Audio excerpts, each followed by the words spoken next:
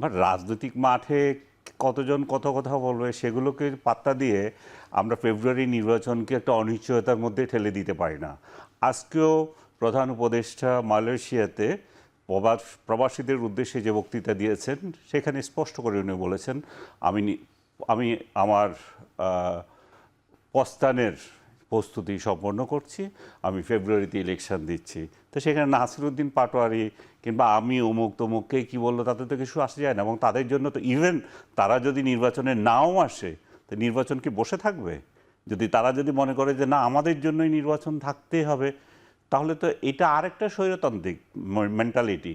এখনও যেই দলের নিবন্ধনই হয় নাই সেই দলের একজন নেতা বলল যে ফেব্রুয়ারিতে ইলেকশন হবে না, দিস অ্যান্ড দ্যাট কজ, সেটা তো হতে পারে না। তাহলে এতদিন ধরে যে রাজনৈতিক দলগুলো আপনার যে সমঝোতা বৈঠক করলো, আলী রিয়াজের সঙ্গে বৈঠক করে প্রতিদিন চা খাইলেন, বিস্কিট খাইলেন, সেটার রেজাল্ট কি?